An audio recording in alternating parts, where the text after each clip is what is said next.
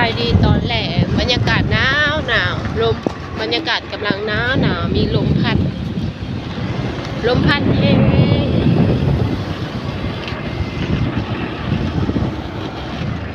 ลมพัดแห้งขนาดเนาะเฮาก็เลิกจักเวียกมากำลังว่าสิไปแวะสวนเมืองคือยำจีนโคตรแห้งเลยตอนนี้แล้วกินยำจีนแห้งทุกคน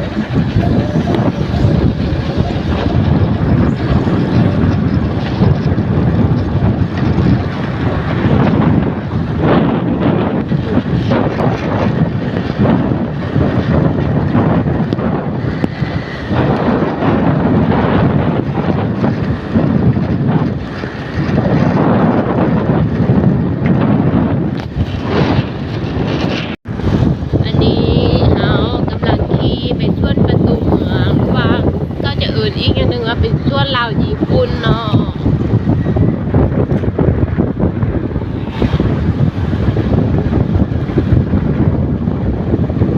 เลิกเวียกแล้วเห็นอย่างเมื่อยเฮาก็เลยคิดยากไม่ยังคิดยากทำยำจีนเลยไปสองเบิ่งว่าจะมีหรือบ่มี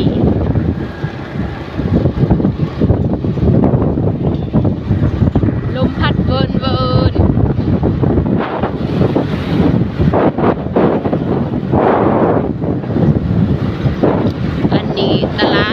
ตลาดใหญ่อยู่แขวงสัญญาบุรีเฮาตลาดการค้าเฮา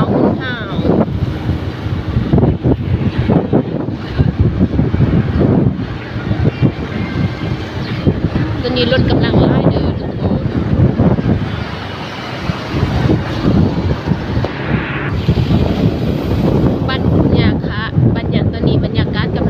บรรยากาศดีอากาศดีแต่ว่าอากาศจะหนาวมีลมพัดลมเพคล้ายๆคือฝนที่ตกแต่ว่าบ่ทันตกเรือ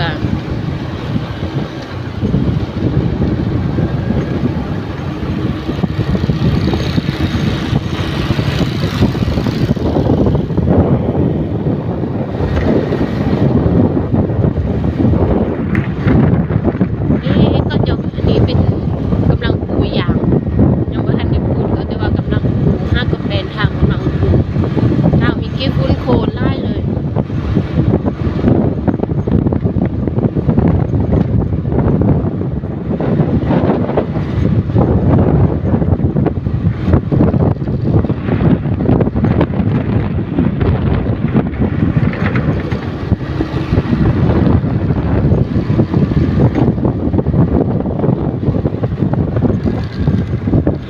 บ้าวน้อยกำลังขี่รถ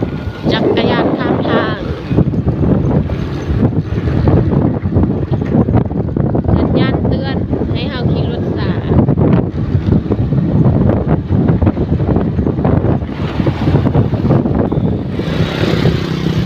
นอนแล้วส่วนลาวญี่ปุ่น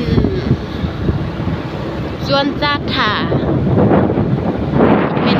ดูทางหน้าก็เขาจะ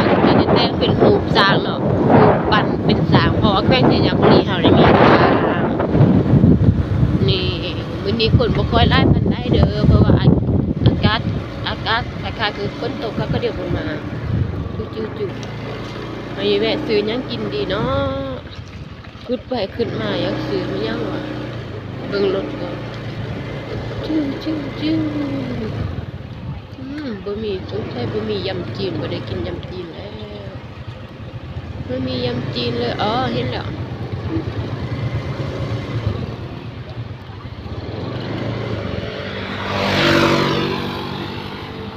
นี่เขาแล้วอาหารยำจีน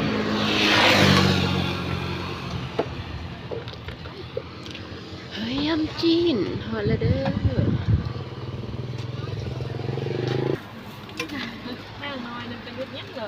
มาซื้อยำจีน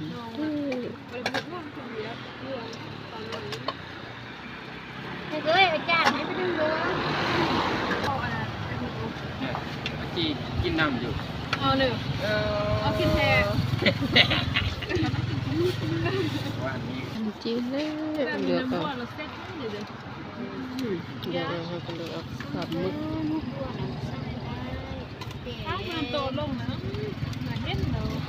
ขีดละ17,000เด้อ ดี ตุ่มเตาใส่ไว้ได้ ปนๆกัน เห็นยัง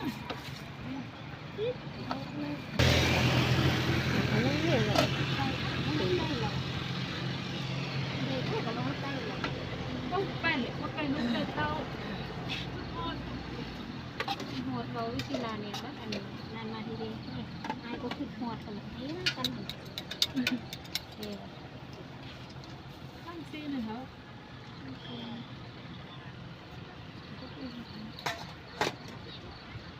ละตัวไม่รวมได้ ลวกยำตีจิ้วโตก็เอาไปเลยจะเป็นเขาเที่ยวได้คือเฮาเดินกระไดก็ไปเราคุกก็ได้เราคุก